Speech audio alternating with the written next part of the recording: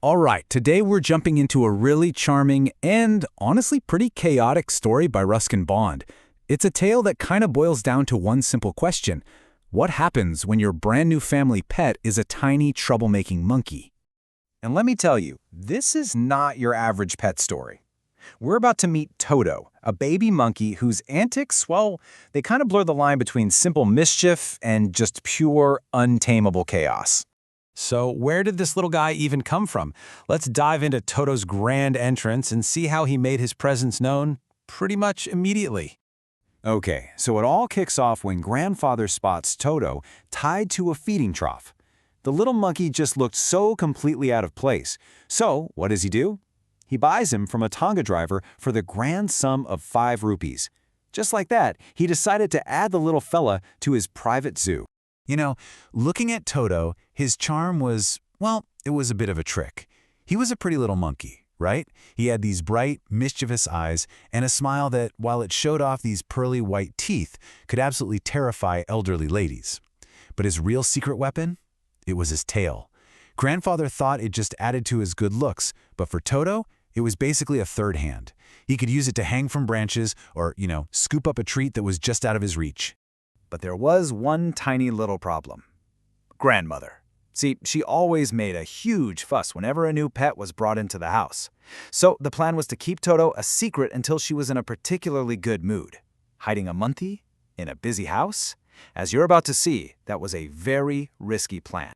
So grandfather and our narrator, they sneak Toto into this little closet in the narrator's bedroom. They tie him securely, or so they think, to a peg hammered into the wall. Seems foolproof, right?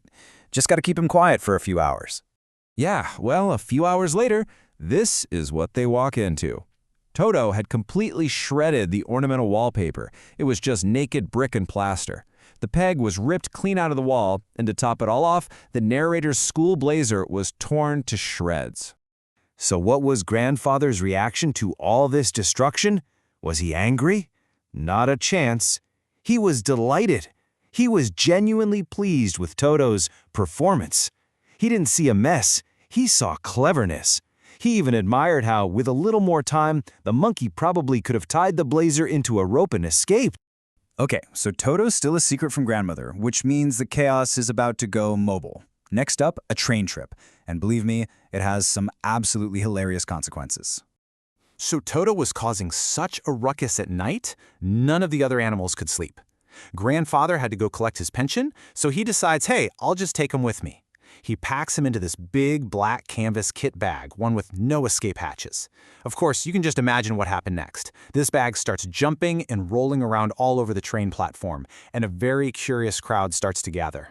And the plan was working. It was going perfectly, right up until they got to the railway turnstile. As grandfather is showing his ticket, Toto decides to poke his head out of the bag and give the ticket collector this huge, wide grin.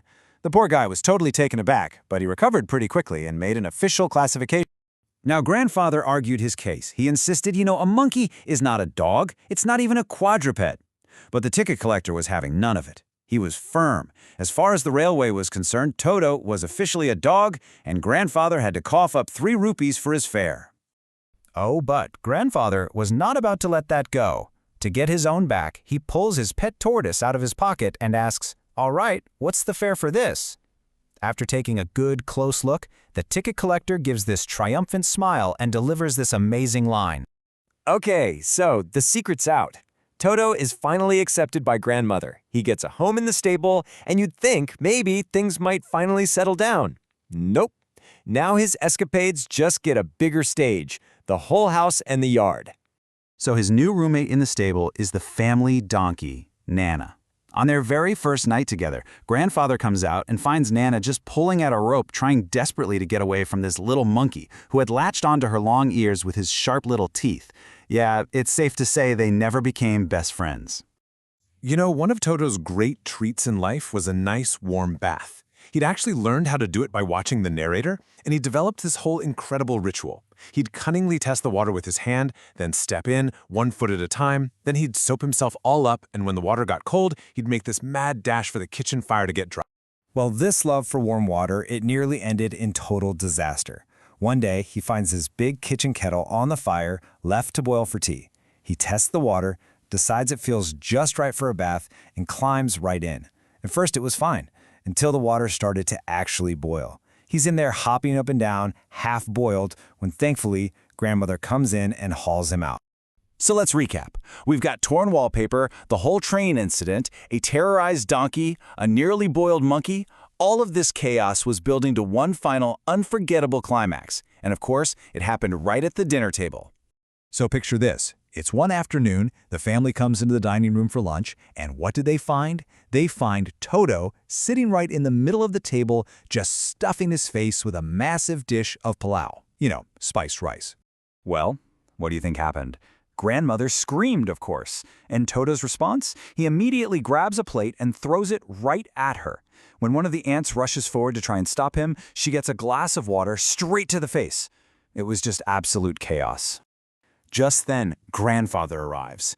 Toto sees him, grabs the entire dish of palau, and escapes through a window into a nearby jackfruit tree. He sat up there all afternoon, slowly, deliberately, eating every single grain of rice. And then, for his grand finale, just to spite Grandmother, he throws the dish down from the tree and just chatters with glee when it shatters into 100 pieces. This was way beyond mischief. This was a wild spirit that was just not going to be tamed. Yeah, after that whole pullout incident, it became painfully clear to everyone, even to Grandfather, that a decision had to be made. Toto was just not the sort of pet they could keep for long. And you have to remember, the family wasn't exactly wealthy. They simply couldn't afford the constant losses from Toto's habits. The broken dishes, the torn clothes, the shredded curtains, the ruined wallpaper. The cost of keeping him was just getting way too high. And so that was that. Grandfather found the original Tonga driver and sold Toto right back to him. This time, though, it was for only 3 rupees. He actually took a loss on the whole deal, which I guess was a fitting end to a very expensive and very wild adventure. And that leaves us with one last thing to think about. I mean, Toto was clever, he was funny, no doubt about it, but was he ever really a pet? Or was he just a piece of the wild that they tried and failed to tame? It's a reminder that maybe some spirits just aren't meant to be contained within 4 walls. Something to chew on? Thanks for joining me.